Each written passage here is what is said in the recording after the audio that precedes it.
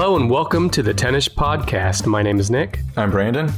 We're coming to you live from sunny California. It's Could not be a more cold, misty gray day in Oklahoma. I must have been thinking about the podcast in my dreams where I have a sidekick host that's anyone but you. I'm not a sidekick. And it's anywhere but here. Well, welcome back to reality. It's a cold gray day and you got a cold gray co-host. Sidekick host. Well, people, if this is your first time listening, I'll explain how it works real quick. One of us comes prepared with a top 10-ish list. The other tries to guess without any prior preparation. That's basically it. Well, basically, we've got a little change up this week. I have a list. It is a list of 10. However, this list is a little different from previous lists in that it's very unlikely that you are going to guess the people. This is a list of people. It's very unlikely you're going to guess the people on this list. So tell you what the list is, and then Is it a list of the top 10 insurance salesmen based on company mandated annual insurance sales quota? Close enough. What we're dealing with today here is the FBI's 10 Most Wanted. Oh shit. That's cool. Yeah, that's... As of today, they're most wanted? As of today's recording on February 22nd, if you go to fbi.gov/wanted/top10, in what I believe is no particular order, there are 10, at this time they are all men, on the FBI's most wanted list. So I'm sick of the sexism in FBI's most wanted lists. If you have concerns about sexism or racism, let me just go ahead and preface this by saying I did not make the FBI's top 10 list.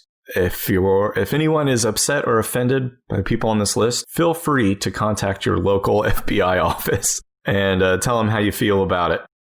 Now, just to be clear, so we're all on the same page here, when you say FBI, you do mean female body inspector, right? Like that really funny t-shirt used to say? Yeah. Okay. Yeah, but so you're not going to be able to guess. Most people would not be able to guess the names on this list. Danny Glover.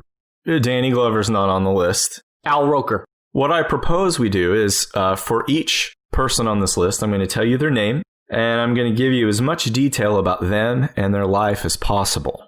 And then I'm going to let you try to guess what their crime was.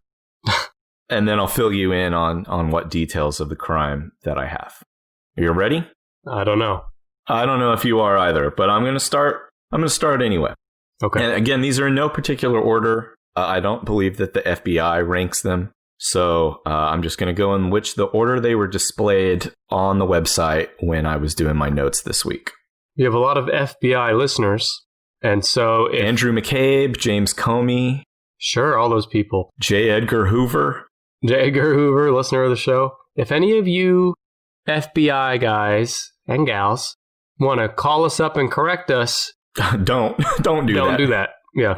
One other thing is another benefit covering this is someone out there could help bring one of these men to justice. And many of them, there is a cash reward for information leading to their arrest. So pay close attention. We're going to give physical descriptions. And like I said, you can go to fbi.gov/wanted/top10 and get a look at all these fellas. Is this how I'm going to find out that like my dad's on the top 10 or something? He's not, but does your dad have a mustache? He did for a long time. Oh, there's a guy on here with a mustache. I'd turn his ass in for a reward. Hell, I'd turn my children in for a reward. I should tell you before we start, every person on this list does have one crime in common, and that is unlawful flight to avoid prosecution. Unlawful flight? Yeah, they all fled to avoid prosecution. That's why they're... I thought you meant like an airline flight. Hence their position on the FBI's most wanted rather than most we know where they are and we just need to go get them. Yeah, I was going to ask you, if is that the defining trait of what qualifies one to be on FBI's most wanted list? There's a few different sort of definitions or ideas about what puts one on it, but it's at its most basic, it is a person who has committed a heinous, dangerous crime and fled prosecution. whether they have remained in the United States. And we don't know where they are now. Some of them, there are some pretty good ideas. That's kind of an interesting about this is that there are a handful of people on here who may be in another country. Osama bin Laden was on this list at one time. Yeah, exactly. I don't know if Osama bin Laden ever... I don't know if he ever set foot in the United States, although if he had, I'm sure it had been, 30 years. So being in the United States is not a prerequisite for this. It's any old dickhead who's been up to no good. But the crimes they committed had to have affected the United States, right? Even if they weren't here. Correct. Or a citizen of the United States, right? Is there anyone on this top 10 that has not committed murder? I cannot answer that. Well, I mean, is there anything on here that's going to surprise me and be like, that earned you on the top 10 for doing that? I do that every day. One moment. I'm looking. Any jaywalkers in the top 10? There is one person on here whose crime is certainly heinous, but as far as I know, does not and did not include murder. Was it tipping the waiter less than 10%? We'll have to find out. Mm-hmm. So let's get started. We've got a lot to cover here today. The first person on the list, Lamont Stevenson. Lamont Stevenson was born in 1975. He was 39 years old at the time of the crime. So it was just recently. I think that would have placed it in 2014. He's a black male between 5'6", 5'7", 220 pounds, black hair, brown eyes. If you want to know what he looks like, again, go to the FBI website, but just in looking at him, he actually looks like a pretty sweet guy. He has those kind eyes and a nice smile. You want to take this guy on a date or something? Jesus. So let's see. There's not a lot else I can tell you about Lamont Stevenson other than his crime took place in Newark, New Jersey. That's surprising. No crime ever takes place in New Jersey. No, but this gentleman is the one I have the least amount of information on. His crime seems to be fairly simple and straightforward. So let's see if you can guess what it was. That's all the info I have to work on? Unfortunately, this is the most difficult one is this first one. So I'm just guessing blindly then at this point. Yeah. Okay. Did he kill someone? He did kill someone. Did he kill someone he knew? Yes. Did he kill his wife? Close enough to receive... We need a sound effect. Ding, ding, ding. Let's just do that. You don't need a sound effect. Just do that every time. So get this shit. Lamont Stevenson is wanted for his alleged involvement in the murder of his fiancée, Olga DeJesus. Wait, Olga DeJesus, as in you don't fuck with DeJesus. Olga DeJesus. Is she related to Helga de God? No, but she was the owner of a dog who Lamont Stevenson also killed. Oh, shit. This son of a bitch. Put his ass away. He's wanted for the involvement in the murder of his fiancée, Olga DeJesus, and her dog in their Newark, New Jersey apartment. They reunited very recently before her murder at their 20th high school reunion and became engaged. And then both Olga and the dog were found asphyxiated. Damn shame what they did to that dog. Hey, here's a question. If you just kill a dog that's either yours or not, but you kill a dog, in some violent way, do you go to prison for that? I don't know if you exactly go to prison. My guess is that you might get some time in jail or something, but I think it's seen as like cruelty to animals. I think the idea is that someone who's out there like killing dogs is, well, not only are dogs often someone else's property, but it's also an indicator that this is an individual who needs to get the fuck off the street. That definitely describes Lamont Stevenson. So if you're out there, if you're in the Newark, New Jersey area, there's no information on where he may be. So I suggest you go take a look at him, at his picture. For most of these guys, there are multiple pictures. And if you see him near a dog, don't wait to call the FBI. Just choke that fucker out. I looked him up while you were talking. He looks like a happy young man, but... He does. He kind of reminds me, with his smile, of Hannibal Buress. Hannibal Buress, as far as I know, has never strangled a dog. Do we know why he killed the fiancée? We don't. There is no information. And in some of these cases, we are given some amount of motive or some indicator of motive, but in this case, no. So he killed the fiance and then fled before, or he left. It's not like he was ever arrested. No, he just bailed. And there are some of these guys, I think, who were arrested and have fled, but no, this dude, someone found his fiance and dog and he's not been seen since. And what's his cash reward for? Actually, I see it right here. On Wikipedia, it's listed, the FBI is offering a reward of $100,000 for his capture. So if you can catch Lamont Stevenson or offer information leading directly to his arrest, that's $100K in the bank for you. What happens if multiple people help lead to his arrest? I guess they split it. I don't know. I don't know how often that happens. Yeah. So Lamont Stevenson, dog killer, and also, I guess, fiance killer. Human killer, yeah. And I'm just going to go ahead and say it. Jerk. Yeah, I'd call him a jerk. I think that's safe to say. He's a jerk. Lamont, you're a jerk.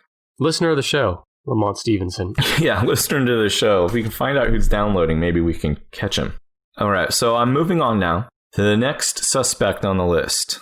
Weird Al. This guy's picture is extremely lame. Bob Saget. His name is Jason Derek Brown, a.k.a. Jason D. Brown, a.k.a. Derek Brown, Greg Johnson, Harlan Johnson, John Brown, and Jay Brown. Where'd all the Johnsons come from? He just started making shit up. He was born in either 1969 or 1971. A lot of these guys use, as you might guess, multiple dates of birth to hide their identity. So he's now about 48 or 49 years old. He is a white male. He's 5'10", 170 pounds, with blonde hair and green eyes, although at 48 to 59 years old, his hair is likely gray.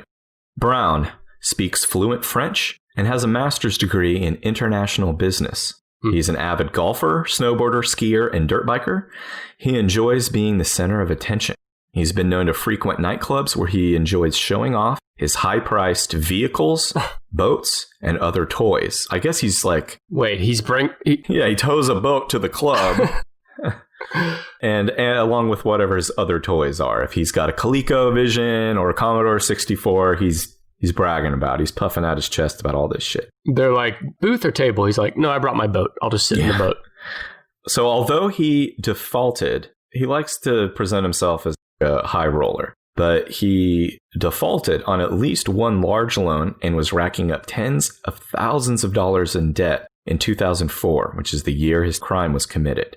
He is also a member of the Church of Jesus Christ of Latter-day Saints and completed his Mormon mission near Paris, France. He has ties to California, Arizona, and Utah. In the past, he has traveled to France and Mexico, and he may be in possession of a Glock 9mm and a .45 caliber handgun.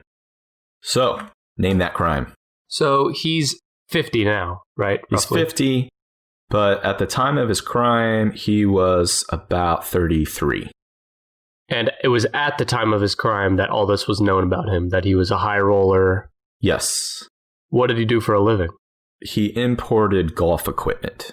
So did he actually have a lot of money, or did he just put up the front that he had a lot of money? It seems like at one time he may have had some money, but he, one of those guys who probably has a good job, but, constantly overspends or is in debt because he's making himself look like he's trying to big league everybody all the time. Yeah. But like I said, I think this is a big clue here, that he defaulted on at least one large loan and had tens of thousands of dollars in debt leading up to the crime. I'm going to say he owed somebody money, and he killed them. That was a good guess. It's probably the same thing I would have guessed. However, it's wrong. He is wanted for first-degree murder and armed robbery. Oh, robbery. Get this shit. On November 29th, 2004, he ambushed and shot armored truck guard Robert Palomares, killing him and fleeing with $56,000 in cash. How much? 56 that? Yeah, and I realize no amount of money is worth losing a life over. However, you would think attacking an armored truck, in Grand Theft Auto 5, if you attack an armored truck and steal the loot out of it, you get tons and tons of money. This guy only got $56,000 in cash, which, according to what I read, wouldn't even make much of a dent in his debts. Well, that's why he's just going to rob an armored truck every day, a different one. Yeah, so after After he committed this crime, he fled with his $56,000 in cash and I guess has not been seen since. Some of these guys have, been spotted out in the wild, but I wasn't able to find any information. Out in the wild. I wasn't able to find anything on Jason Derek Brown. But so this guy, he stole this money. He killed the guy, stole the money from the truck. Yeah. This armored truck only had one driver or whatever. I don't know. I guess so. The driver had stopped at either like a bank or one of the stops and gotten out of the truck, and he just came up behind him and shot him. I think he shot him in the back of the head. He shot him from behind and then took, probably just grabbed a bag or whatever was easiest to grab. Of course, the armored guard had no chance to draw his own weapon or protect himself. But he took this money and then he fled. It's not like he paid his debts. Yeah. So I get, the motivation, I'm guessing, was to steal enough money to support himself for a while he fled somewhere and started over. Right. It's been 15 years. That's what's so crazy to me. I totally understand why he's on the FBI's Most Wanted. But after 15 years, I'm like, how? I say that. 15 years, it's long. You're never going to catch him. However, I know you're going to bring up the fucking original Night Stalker. Yes. Well, there's another tie to him later on in this, as we'll see. But, he killed that guy. Obviously, that's terrible, not discounting that. But it's not like he's committed a bunch of murders since then that we know of. Yeah, I guess the idea is that most people who have probably killed more than one person, we're catching them. I'd say that the fact that he is on this list is probably an indicator of law enforcement's overall success in catching people who are accused of multiple murders. But he's only accused of one. Right. I'm saying that the reason he's on the list is because they haven't caught him. The reason that there aren't more people on here who are accused of multiple murders are because the more murders you commit, the more evidence there is and more likely they are to catch you. I'm just guessing. I don't know that that's true, but that could be one reason why a lot of these guys are guilty of one crime and then they fled, not multiple crimes and they keep, Bonnie and colliding across the country. Because people get murdered all the time, every day. And not every murderer is on the top 10 list. It's the murderers that fled. Well, it's like they have solid evidence that, it all says alleged and innocent until proven guilty. But in reality, they're like, yeah, this dude did it. I think the idea is that like when someone did it and you have the evidence, you just go get them. And the only reason these guys haven't got because they've fled and somehow evaded detection. Yeah, so I looked this guy up. First of all, it looks like a total douche. His picture from 2000, from whenever it was, he's got what looks to be kind of Jersey Shore. He's a white guy. He's got kind of Jersey Shore hair, that kind of gel pushed back and out. And his eyebrows look like they're manicured to a fine point. He went to Laguna Beach High School. Oh. Everyone that grew up in Laguna Beach is a piece of shit. Wow. What happens in Cabo stays in Cabo. So that's Jason Derek Brown. If you see this asshole out there, give the FBI a call. $200,000. Yeah, this guy's reward is $200,000. What you should try to do is catch all these guys. You'd be a millionaire. Yeah. Why don't people just do that and then they don't even have to work anymore? Bounty hunters? Yeah. Yeah, why don't we call Dog? You remember that guy? No, let's not do that. Dog the bounty hunter? I know who he is. I'm saying let's not call him. He's dead. I never watched that show. Did he actually look down people like this? No, not like this. It takes place in Hawaii. So he was getting people who had posted, a few $1,000s bond or something and then skipped their bail or whatever. They're mostly people who were in trouble for like a drug offense or assault or something like that. Did he work with the police? No, I don't know exactly what the requirements are to become a bounty hunter.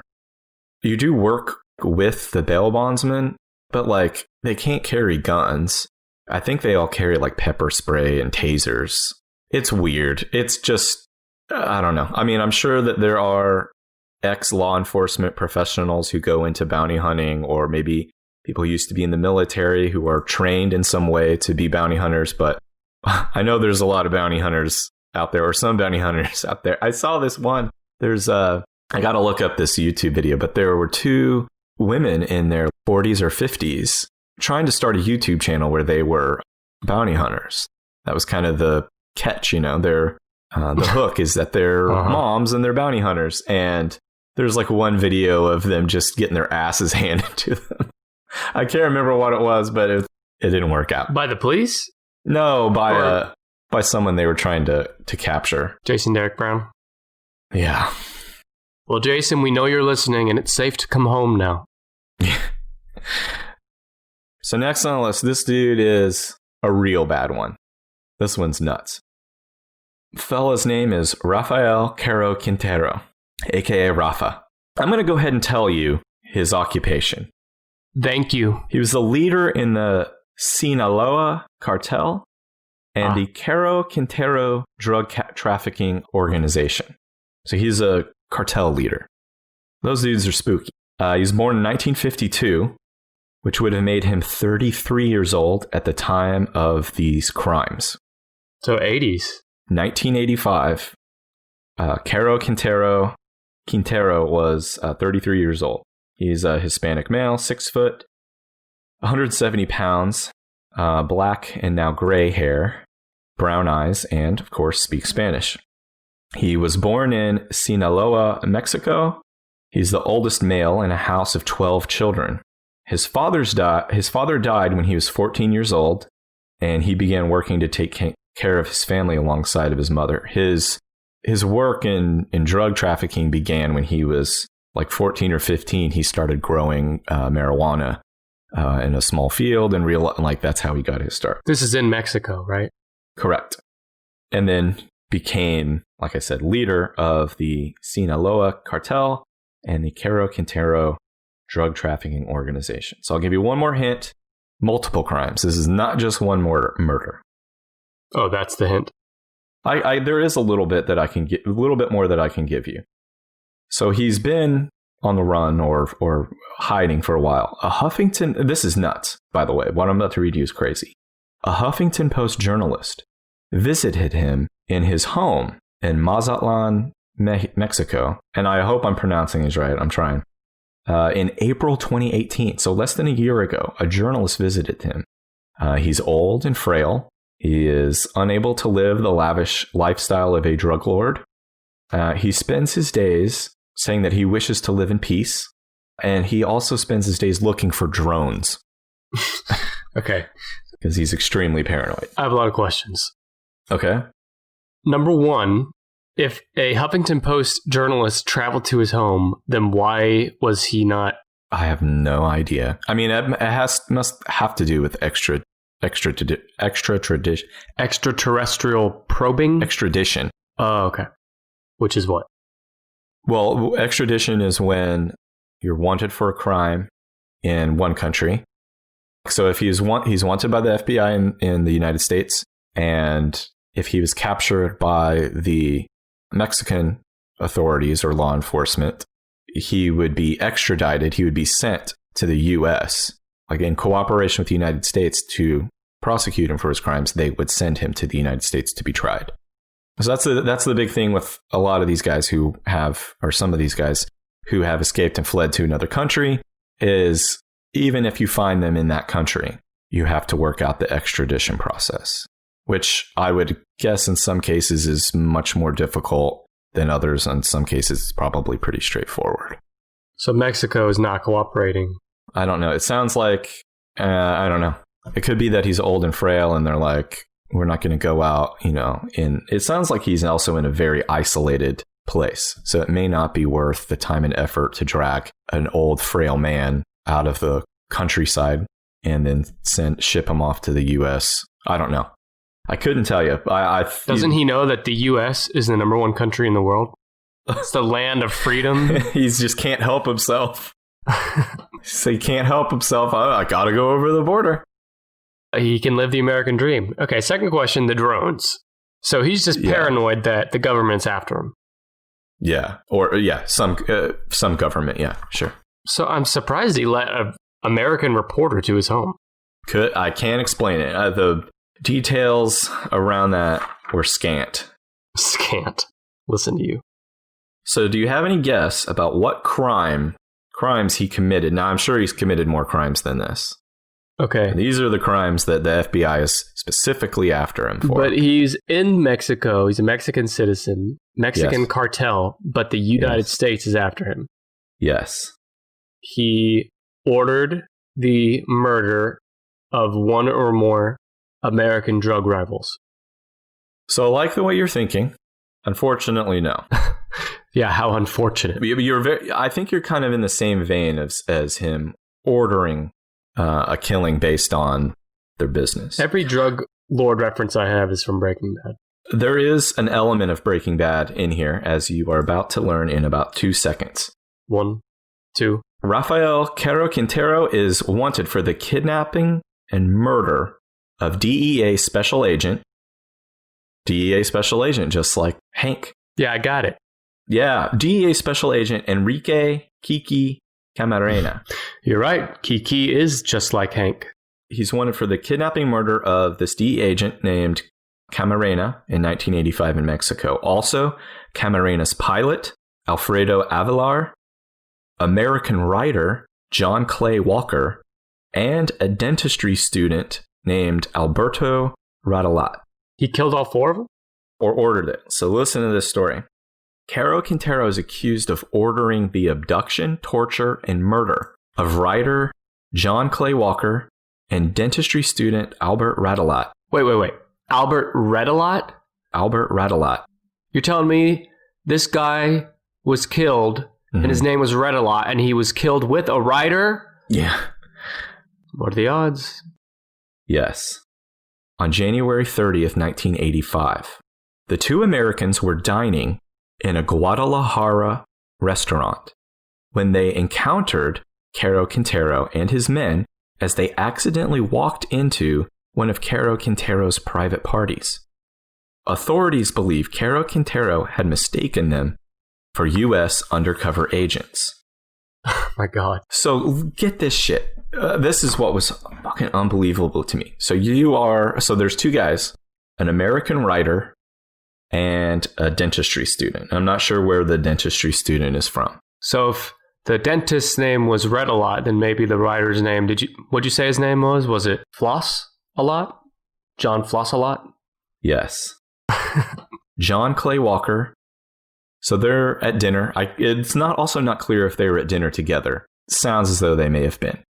So you're at dinner at a restaurant. You go to the bathroom. Texas Roadhouse, probably. Right. Maybe you get turned around a little bit and you stumble into a room that is housing a private party. And it's like the record scratches. And all these dudes turn and look at you. And this Caro Quintero dude was so paranoid, he ordered that they be kidnapped because he suspected they were undercover American DEA agents. Imagine like you're just a writer or a dental student. You're like Hermie the elf from Rudolph. Yeah. And you accidentally walk into the wrong room. Those guys are like, you're a fucking undercover agent. And you're like, no, I'm studying teeth. And this guy's a writer. And they're like, don't believe you. We're going to torture you till you're dead. And those cartel dudes torture. Cartel dudes are rough. Imagine that, just torturing them and asking them to admit what they know or that they're an undercover agent, and there's nothing these guys can say. So anyway, they were... Do we know for a fact that they weren't undercover? No, they weren't, because there was a DEA special agent. That's Enrique Camarena. Oh, yeah. And his pilot, and they were killed. I believe it was that they exploded the airplane. Oh, shit. So yeah, he's wanted for all that shit. But why did he kill those guys? Just because there was the DEA coming to investigate him? In that case, he knew for certain that it was an undercover DEA agent. And these 2 guys, these other 2 poor guys, they just wrong place, wrong time, and aroused the suspicion of a cartel leader. So he is now, let's see, it would make him about 67 years old, reportedly not in great health. If you happen to visit Mazatlan, Mexico, scoop this guy up, bring him back. I looked him up. You want to know his nickname? Oh, I didn't see another nickname. What was it? According to Wikipedia, His nickname is Narco of Narcos. Well, what does that mean? I don't know what that means. Does that have something to do with the show Narcos, you think? I mean, I would assume he's like drug kingpin of drug kingpins. I don't know. I don't know. I mean, he looks like a nice grandpa in the older picture, but I see that picture. He looks a lot older than 66. Yeah, he does. He does. I think he's been doing some hard living. He's lived a rough life. Oh, look, there's a clip from season 1, episode 1 of Narcos where somebody saves Rafael Caro Quintero. Oh, wow.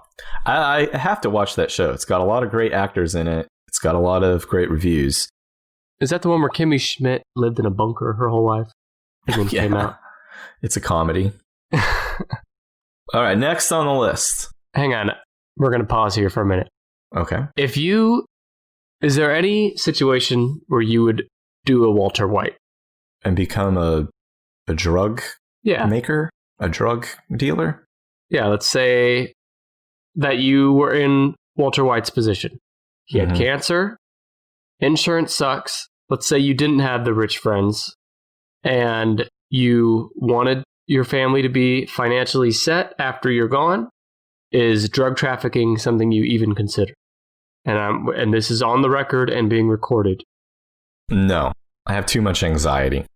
Yeah, it seems like nothing good can come from it. I would have constant diarrhea. It would not be worth it.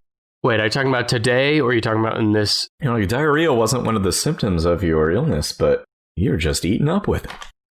Yeah, I wouldn't be able to handle that. I could barely handle watching Breaking Bad. Breaking Bad, hell of a show. Okay, next on the list, Alexis Flores, a.k.a. Mario Flores, a.k.a. Mario F. Roberto, a.k.a. Alex Contreras, a.k.a. Alexis Contreras. Alex Flores. He was born in 1975 in Honduras. He is a Hispanic male. He's 5'4", 140 pounds, black hair. 5'4"? He's a little, and in his pictures, he does not look like a hardened criminal. He has a kind of a boyish face. 5'4", 140 pounds, black hair, brown eyes, light complexion, occupied as a handyman. He has a large surgical scar on his neck as a result of an injury sustained in Hurricane Mitch in Honduras, 1998. Huh. There was a reward for $100,000 for information leading to his arrest. And I can tell you now that he is believed to either be in his native Honduras or possibly returned to the United States. Well, why would he return here if he's wanted? I do not know. Cool. But that's what the FBI thinks. There's a chance he may still be in the U.S. So that's all I can tell you about him. How's the ass? I have no idea on the ass.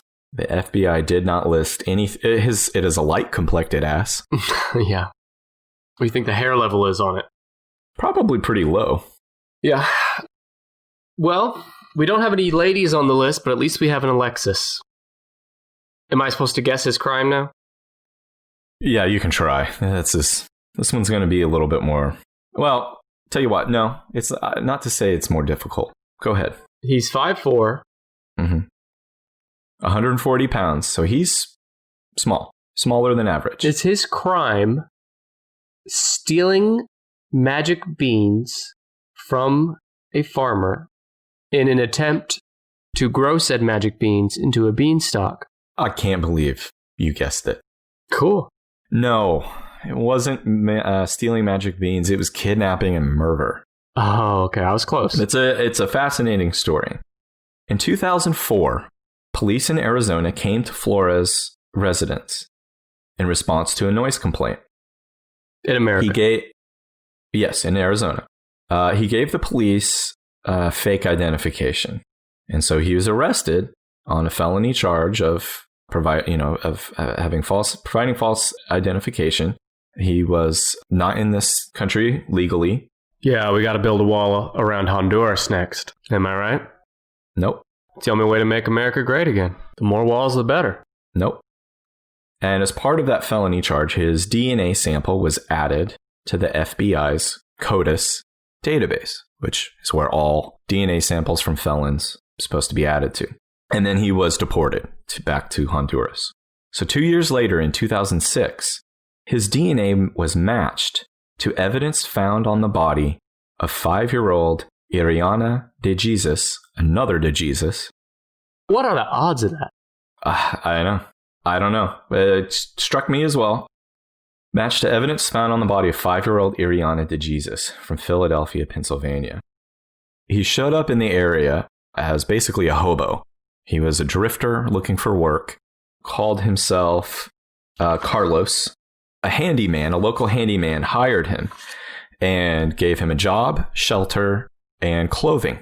And then this girl went missing. She was found in an abandoned building, and a t-shirt was found with blood all over it.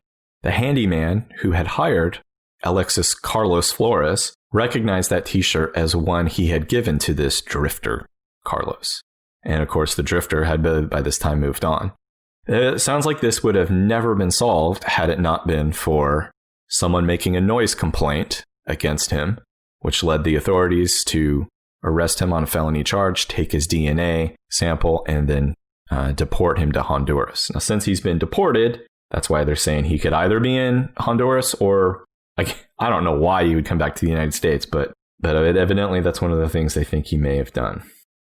Was the 5-year-old just a random? She wasn't. No, I don't think she was. I don't know. They don't say how he met her, how he found her. They do say that she was sexually assaulted, strangled, and then wrapped in a trash bag.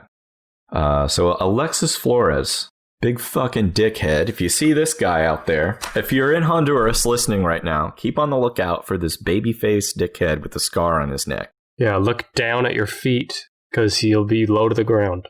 And I'm not going to say, I'm not implying anything, but if something were to happen to him, I'd be okay with that. Man, I wish I like my Jack the Beanstalk scenario better than this. No innocent little girl was killed in that one. Yeah.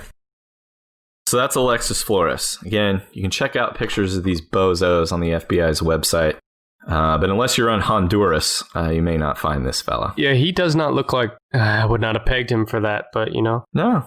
He's kind of baby-faced, but he does seem a little empty behind the eyes. Yeah. What's the reward for him? Do you know? $100,000. So speaking of $100,000 reward, that's the same reward you can get for the information leading to the arrest of Santiago Vallabo Medeiros, a.k.a. Pucho, a.k.a. Stretch. Pucho? Pucho. Pucho, and I'm going to call him Pucho. Is Pucho a bad word in Spanish? I better look that up. I don't know. Hopefully it just means stretch or tall in Spanish. Oh, it's like a cigarette butt. Makes sense for a nickname of a person. All right, so cigarette butt, Santiago Medeiros. He was born in 1991 in Tacoma, Washington. Oh, he's a young guy. He's young. He's a United States citizen. He's a Hispanic male, 5'10", 140 pounds, with black hair and brown eyes. He's another one on this list who looks much younger than his age. Scars and marks. He has a tattoo on his left shoulder of the letter S, presumably for stretch, and a tattoo on the right shoulder of the letter E. And I don't know what the E is for. Probably everything bagel. It could be the E for East Side because he's a known member of the East Side Lacotis Serrano gang. He has ties to Washington State and the states of Guerrero and Morelos in Mexico. And he's fluent in English and Spanish. And in being a little twerp. Oh yeah, wait till you hear this crime. It doesn't get much twerpier than this shit. Take a guess. So he was in a gang. Yep. In his late 20s now. Yeah, the crime took place in 2010, so he would have been 19 years old. Oh, I guess that's why he looks so much younger in this picture. He was, well, actually no, they didn't take his mugshot and then let him go. So he must have been 19 or younger in this photo. Yeah. Man, I don't know. It definitely sounds like a gang-related, almost sounds like a gang initiation type thing. Did he rob a random... No, I don't see robbery on here. And so he killed somebody. Pucho, yeah. He killed a child? No, I think these are technically adults, young people. 18-year-olds? So what Pucho did, he's wanted for his alleged involvement in several crimes committed in the Tacoma area in 2010. In February of that year, he allegedly fired multiple shots into a random car, killing a 20-year-old girl and seriously wounding her brother. And then in March, he got into a fight where he fired a single gunshot towards bystanders, and he killed an innocent 21-year-old male victim. He's since fled. And if you happen to be in the Washington State or Guerrero or Morelos states in Mexico, Santiago Pucho Medeiros, cigarette butt Medeiros. Well, I doubt he's in Washington still. I don't know. Some of the endings to these stories are just so fucking out there and far-fetched. In fact, we're going to get some of that far-fetched, crazy stuff in just a few minutes. Unfortunately, nothing about the potential capture or even sightings of Pucho Medeiros. He was just a young kid when this happened, and he's managed to stay hidden for 9 years now. What an asshole. I mean, okay. Yeah. In Caro Quintero's case, I'm not saying what he did was okay, but I get it, right? Two random people walk into your party and then try to act cool about it. Like, to your drug lord party, right? I get it. And you're like, no, fuck that. I can't take the chance that they're an undercover agent. Let's torture him and kill him, right? But just driving around with your gun and like, I'm just going to fucking shoot random people. I mean, not all of these people deserve to be in prison for the rest of their life, but it's sad that someone so young could be in a gang already, too. Yeah, he was. Eastside Locotes Soreno gang. So if you're listening and you're in that gang, leave me alone. I didn't write this. I'm just reporting. I'm sure they'll be like, oh, well, he did ask nice to leave him alone. So yeah, $100,000 out there for information on Santiago Pucho Medeiros. Pucho. So this next one is fucking crazy. You ready? Buckle up. No, I think let's end the podcast here. I think we got enough for one episode. Oh no, I couldn't sleep without talking about this. Now, to clarify, when you say sleep, do you mean your normal bedtime sleep or one of your many old man recliner naps during the day sleep? Either one. This would keep me up not being able to talk about Robert William Fisher. Now, before I continue, does his name ring a bell? Kind of, but he has 3 very common names. So it's hard. He does have 3 common names. His name kind of rang a bell. His crime definitely rang bells. I'm interested to see. But you're saying he's on the wanted list for ringing bells? Yeah. No, something much more heinous than ringing bells. So Robert William Fisher. But he's smiling in this picture I see of him. It can't be that bad. Presumably he has no mugshots taken before this. So he's one of the few people on here who doesn't have a mugshot and was probably fairly happy when his photo was being taken. He was born April 13th, 1961 in Brooklyn, New York. He is a white male, 6 foot, 190 pounds, medium build, brown hair, blue eyes, although his hair may be gray now. He has surgical scars on his lower back. Fisher is physically fit and an avid outdoorsman, hunter, and fisherman. He also has a noticeable gold crown on his upper left first bicuspid tooth. He may walk with an exaggerated erect posture. A what? And his erect posture and his chest. When they say exaggerated, do they mean he's bullshitting it?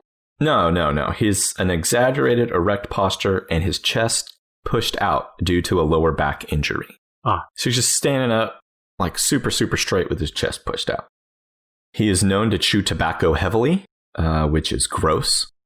He has ties to New Mexico and Florida. He is believed to be in possession of several weapons, including a high-powered rifle. And that is all the information I can give you on him, other than he was married and had children. Did he kill someone? Yes. Did he kill more than one person? Yes. Did he kill his family? Yes. I'm going to read you this and you tell me what bells ring, okay? Robert William Fisher's wanted for 3 counts of first-degree murder and arson of an occupied structure. In 2001, Fisher and his wife Mary had been having marital troubles. In the weeks before her death, this was in 2001, just remember that. In the weeks before her death, Mary had told several friends that she was going to divorce Fisher. Fisher had told a hunting buddy that he was renewing his commitment to his marriage and his faith because he, quote, could not live without his family. A neighbor heard a loud argument on April 9th at 10:30 p.m. On the morning of April 10th, 2001, Mary was shot in the back of her head in her bed, and her children's throats were cut in the hours just before their house exploded at 8:42 a.m. Fisher had pulled the gas line from the furnace and lit a candle, giving him a 10-hour head start to flee before the house exploded with his deceased family inside. Horrible, horrible story. Does it ring any bells? Is this like in a movie or something? No. It doesn't ring any bells for me. So it does ring bells for me because there are at least 2 other guys. I couldn't remember their names, but there's 2 other cases similar to this that have happened since then. In fact, I thought this was one of the more recent crimes committed by a father against his wife and children. But then I looked back and no, this was in 2001. No, since then there has been another man who killed his whole family and burned the house down. More recently, there was that guy who killed his whole family and then his wife and his kids, and then he stuffed them into this like pipe or oil drum or something, and the opening was like only like 6 or 8 inches wide.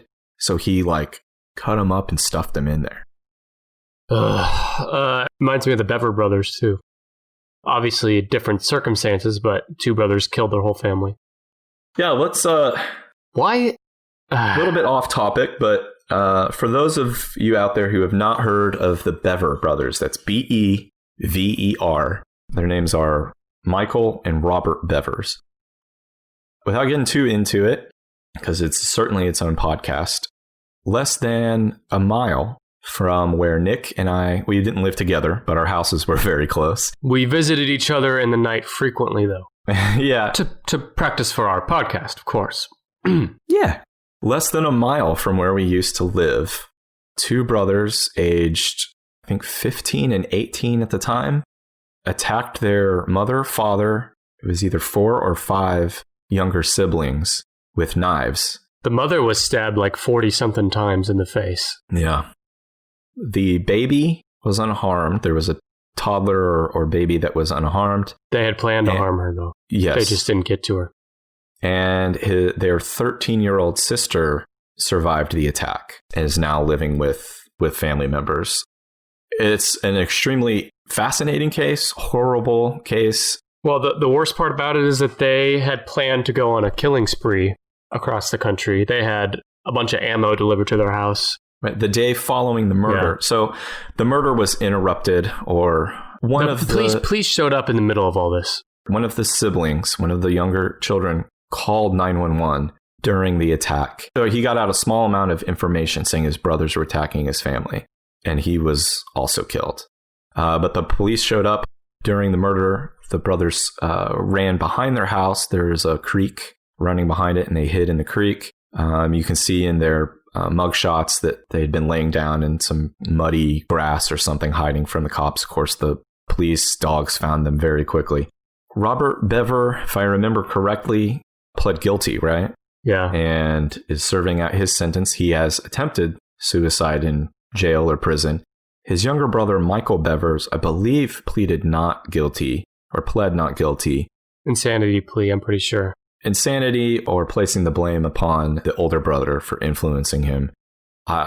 Despite doing all that research, I cannot remember where that case is right now against Michael Bever. Well, anyway, it just really struck a chord with us since we live so close to it.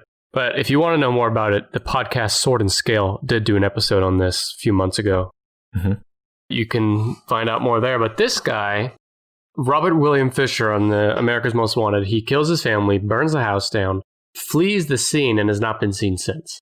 Yeah, for 18 years. Yeah, that's crazy. Brandon, oh no. If you needed to flee the country. If I popped my inflatable family.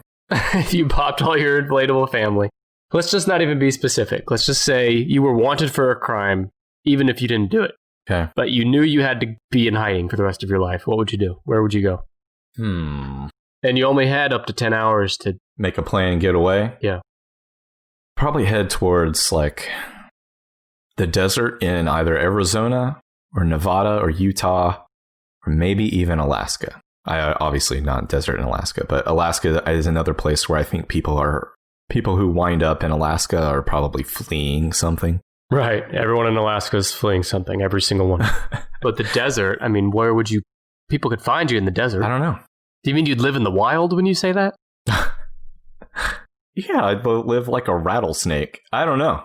I guarantee I would just get busted. I would start driving somewhere and I would get tired and I would just check into like a Holiday Inn and go to sleep and wake up arrested. I mean, it wouldn't be... If you had 10 hours, all you'd have to do is book a flight to, Mexico. And then once you land, just start going.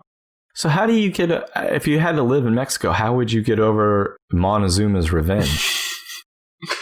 But that's something you get over, I assume, after living there for a while. I don't know. Maybe you got to be born with a special kind of gut. Got to be born drinking that water. I'd say someone that is capable of slitting his own kids' throats and then burning their house down might have a... Jesus Christ. Might have a gut that's more apt to handle things than you and I. Well, on this lovely note, let's take a quick detour to tell you about a new podcast I've been getting into.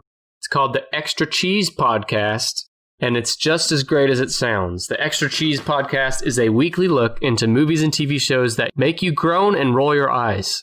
And I'm a fan, so I want you to listen to their quick promo. Here it is. Are you a hopeless romantic who can't get enough romantic comedies in your life? Do you agree that egregious jump scares are ruining the horror genre? Do you love action movies regardless of any outdated effects or acting? Do you value the opinions of two 30-somethings who spend most of their free time watching movies? If you answered yes to any of these questions, then Extra Cheese with Kendra and Ian may be the podcast for you. Each week, we dig for the cheesiest movies and TV shows we can find and subsequently think way too hard about them. Join us as we slowly come to the realization that we love cheesy things almost as much as we love each other. Aww. It's Extra Cheese with Kendra and Ian. Every Wednesday, wherever you get your podcasts. And I am not 30 yet. Well, I am. That is the Extra Cheese Podcast, and you can find their show wherever you're listening or wherever you're enduring this show right now. Enduring. All right. Continuing on, we have 4 more Most Wanted fellas to get through. Next on the list is Alejandro Rosales Castillo. He was born November 26, 1998, so he is 20 years old. Wow. Is his crime really recent? His crime is recent. He's a Hispanic male, 5'6", 190 pounds, black hair, brown eyes. He speaks English and Spanish. His last known residence is Charlotte, North Carolina. He has ties to Phoenix, Arizona, and Mexico. Is he born in America? Does not say. Okay. Does not say. I think a lot of the ties to Mexico for some of these guys may be like family members. Yeah. Or in the case of the guy who was in the gang in Washington, if that gang has like a Mexico chapter. Do you like how it's like Charlotte, Phoenix, and Mexico? Mexico, this huge, vast country. Yeah, Phoenix. Yeah, a city you can pinpoint in Mexico, a big country with tons of countryside. So he didn't live much of a life, to gather details on before he committed a crime. Okay. Any guesses? So he's young. What year did his crime take place? 2016. He was 17 years old. Oh, wow. Was he in a gang? Not that I'm aware of, no. Is it murder? It is murder. Did he murder a sibling? He did not murder a sibling. Did he murder a parent? Nope. A friend? Neighbor? A friend. He murdered a coworker that he had borrowed money from. Well, who hasn't done that, though? It's like, instead of Venmoing you, just kill him. Make you dead. Throw my ass on the top 10 then. Jesus, I've done that a few times today already. In 2016, Castillo was 17. He texted his coworker, 23-year-old Sandy Lay. I think it's Lay. L-E. Is that Lay? I don't know. Let's say Lay. Sure. Saying that he wanted to repay some money that she had loaned him.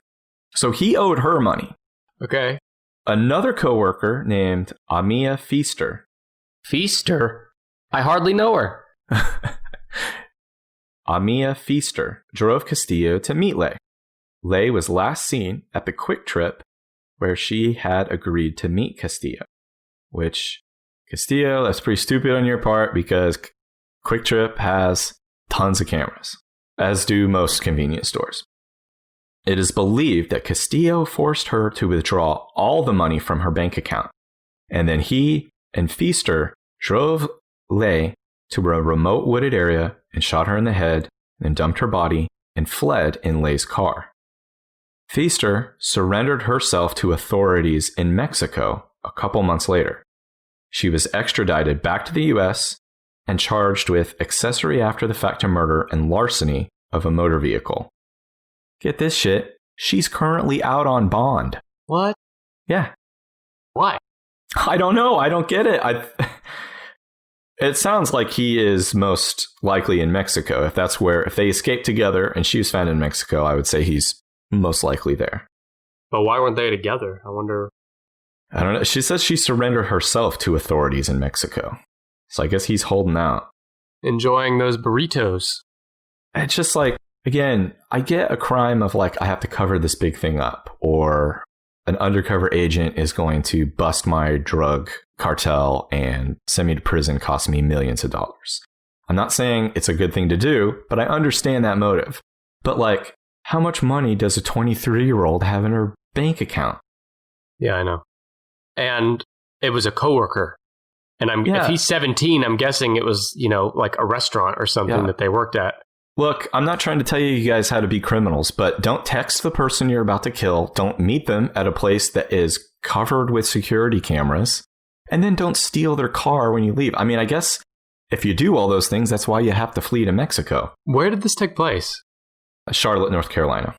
Okay. And I didn't know they had Quick Trips in North Carolina. Yeah, I think Quick Trip was founded in North Carolina. Are you serious about that?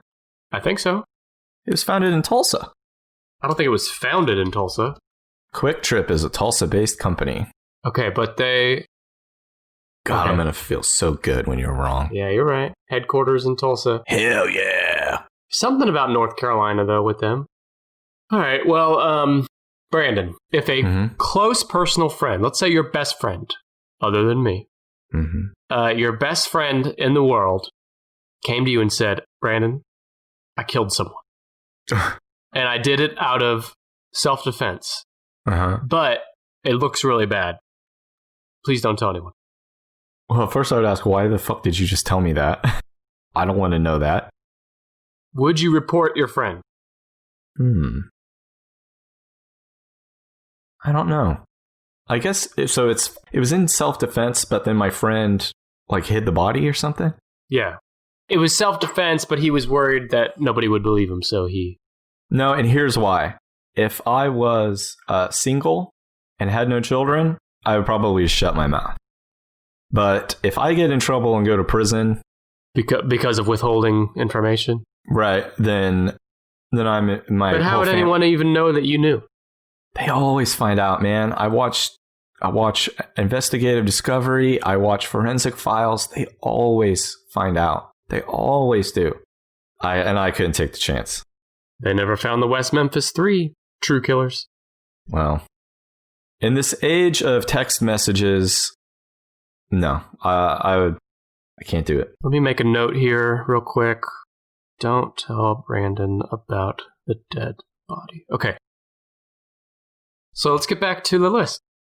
All right. This next fella. What a piece of work. Greg Allen Carlson. He was born November 2nd, 1971, making him currently 47 years old. Is that right? 48 years old? I don't know. My math sucks. He's 47 or 48. 48. This year is 48. White male, 5'11", 170 pounds, brown hair, green eyes. He may be in a possession of a stolen pistol. He may be traveling in a stolen white four-door 2017 Hyundai Accent rental car. Previously resided in Santa Monica, California. I can tell you his crime was recent. Was it for stealing a rental car? No, that came later. Okay. No, you don't get on the Most Wanted for stealing a rental car. Well, this one is the one. Okay, I'll just go ahead and tell you now. This is the guy who reminds me of the original Night Stalker. because of his crimes? Yeah, he hasn't killed anybody.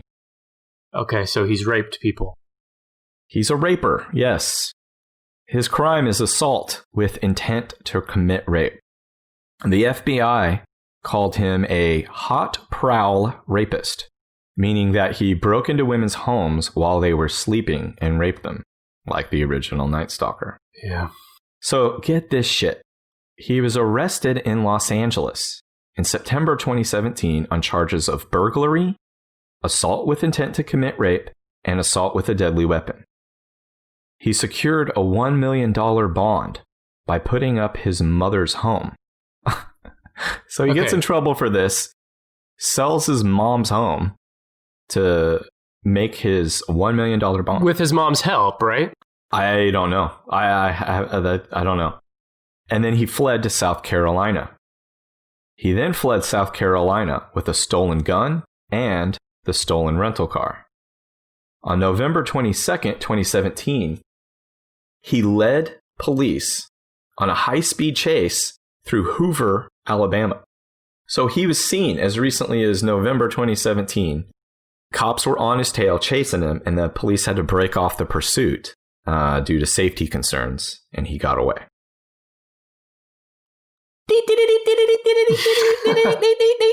Hold on. Breaking news. One of my producers just handed me this piece of breaking news. Greg Allen Carlson update.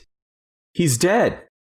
On February 13th, a mere 9 days ago, FBI went to arrest him based on a tip in Raleigh, North Carolina. Carlson was armed, and he resisted, and he was shot and killed.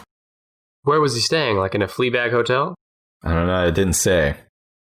Yeah, you're supposed to be doing these little beeping sounds every time I get an answer right. No, the beeping sound was the breaking news. No, I know, but that reminded me of the beeping sound you made earlier in the show.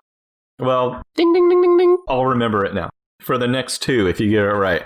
Now, that was a breaking news bulletin. Brandon's bulletin? Yeah.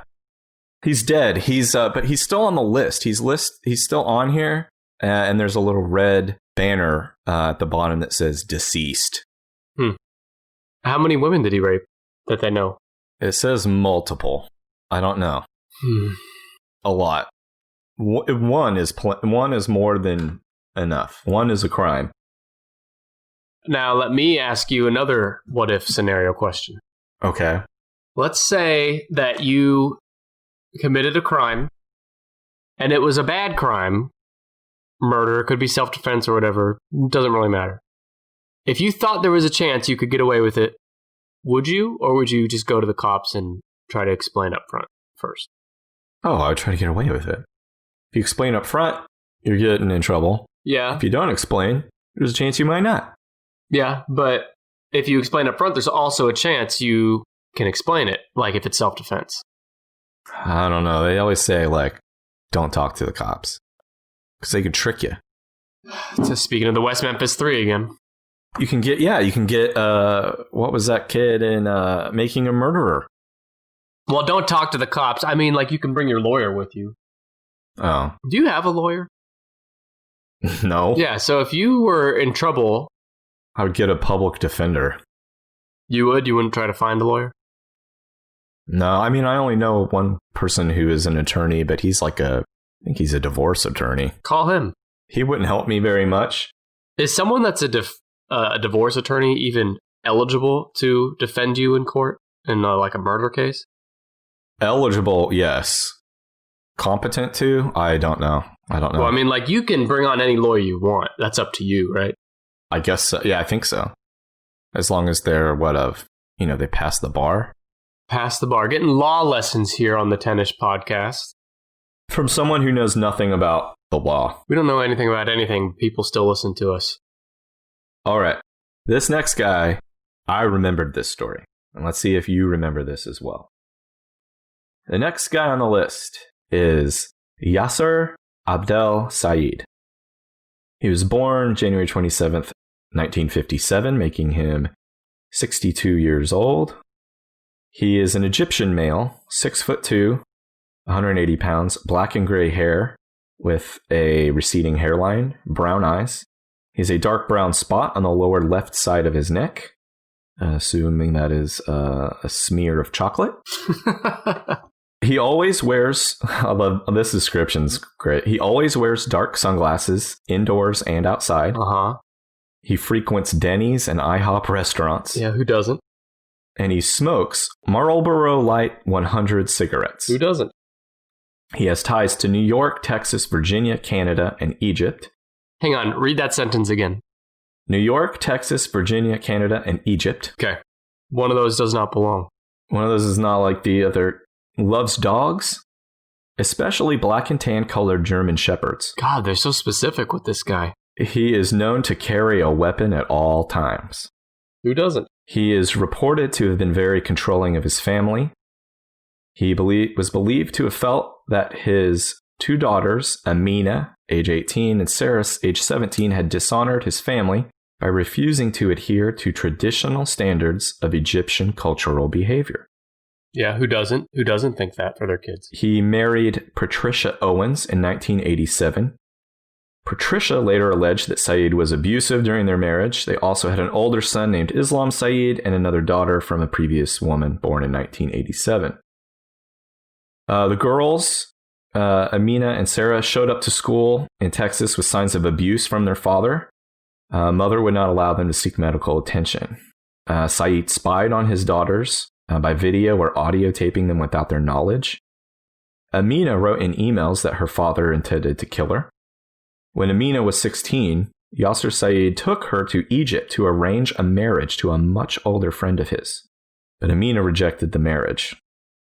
Sarah got an after-school job working at a convenience store, and Yasser videotaped her at work and punished her for smiling too much at the customers. Amina began dating a boy, but she hid the relationship from her father. She would use code words to cut off communication with her boyfriend when her father was around. Her boyfriend stated that Yasser regularly threatened to kill Amina, and she knew he meant it. Yasser would beat Amina, trying to learn the boyfriend's name so that he could kill him. God. Can you imagine growing up in a household like this, by the way? This guy is a absolute sociopath. So he killed his daughters, right? Killed his daughters. On January 1st, 2008, Yasser took Amina and Sarah to his taxi cab, kissed them, and told them he was taking them out to eat. He drove them to Irving, Texas, where he shot both girls to death in the taxi cab. Sarah managed to call 911 before she died, stating, "Help, my dad shot me. I'm dying, I'm dying." Yasser's taxi was soon discovered outside a hotel by another taxi driver. Yasser vanished. The FBI believes he may be driving a cab in New York City. He has allegedly been seen driving in New York and at Newark Airport. What an idiot, if so. It's $100,000 reward leading to his arrest. Do you remember this story? No.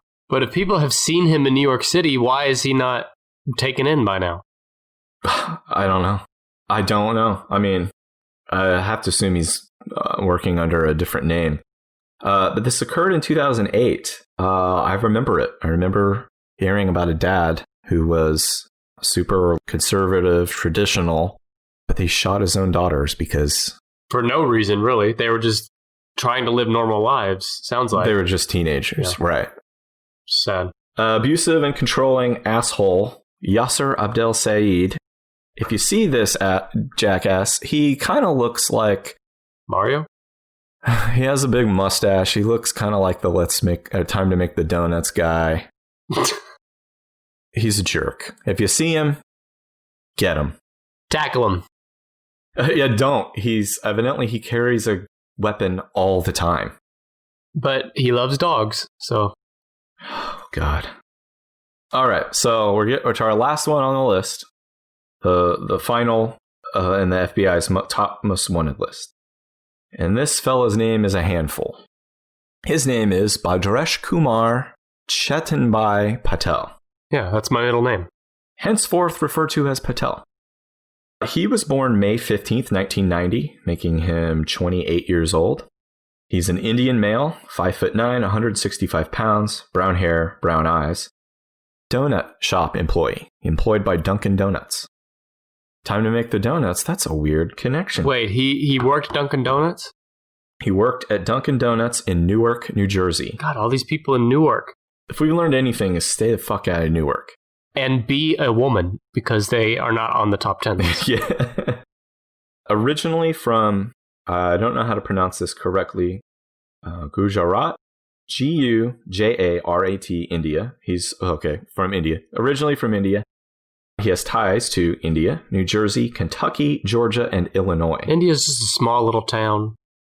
What do you want to guess his murder was? Or, God damn it, his crime was? I'm going to guess he murdered a coworker. He did murder a coworker who was also his wife. Oh, God. He worked with his wife at a Newark, New Jersey Dunkin' Donuts.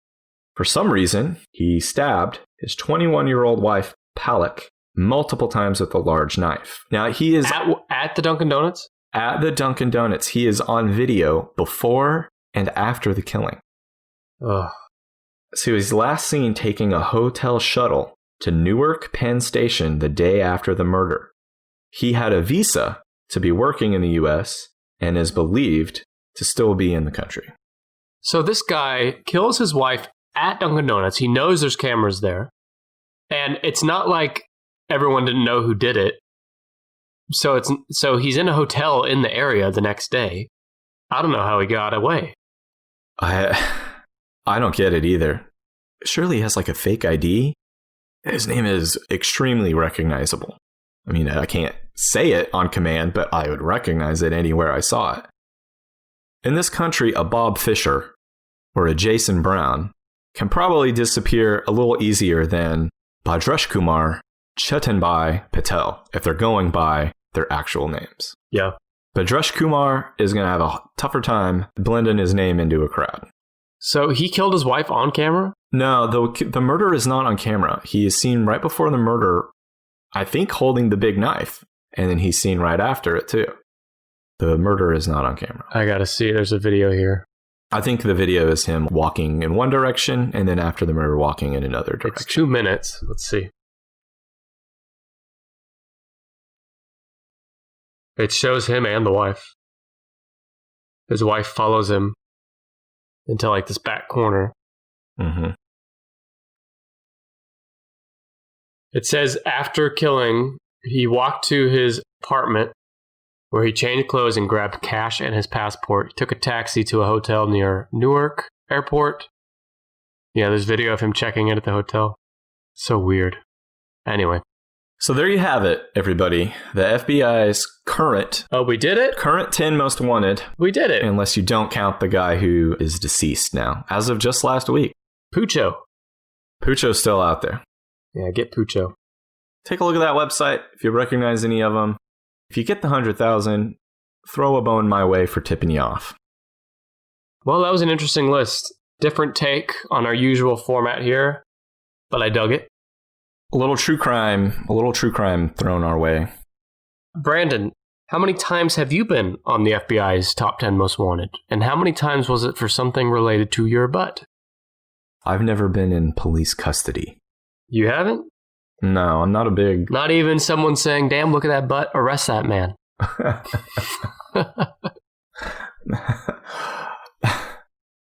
The way you work it is a crime. Who is that? Is that the cop? No, that's who turned me in. Someone just saw me walking around and said, that's too much. Arrest that man. Call the hotline. Well, speaking of people that should be arrested, let's read a few iTunes reviews. Okay. These people should be arrested. Just going to say it. It's a hot take. I mentioned the Extra Cheese podcast earlier, which you should go give them a listen. They also wrote us an iTunes review. Here it is. They said, I planned on listening to one of the shorter episodes just to get a taste, but I accidentally listened to like 3 or 4 more. Whoa. I hate that when I'm doing something for just a taste, and then I accidentally listen to 4 extra hours of You accidentally gorge yourself. These guys are great. The idea's fun, and it sounds like they have fun making the show. Keep it coming. If they only knew. They only knew. Yeah. It's a slog. So that was the Extra Cheese podcast. Thank you for that. And then I have one more here from Ashley, who says, 10 out of 10, nothing better than being entertained while you're being educated. Hell yeah. Edutainment. And I had to wonder, did she leave this review on the wrong podcast? No. I think we're at the top of the edutainment category. We're ranking high on that. Mm-hmm. Well, if you want us to read your review, we will read it no matter what it says. Just rate us 5 stars and leave a review on iTunes. Please. Brandon, this has been fun. For all of our listeners out there on the top 10 America's Most Wanted list, you can leave us a review as well and tell us your whereabouts, and we promise not to turn you in. And stay away from my house. That's that. We'll be back next week with a whole new top 10-ish list. I'm Nick. He's Brandon. Thanks. Don't get murdered. Don't get murdered. Don't be caught for murder. Unless, actually, you should be caught for murder. Yeah, get caught. Get caught when murdering. Goodbye.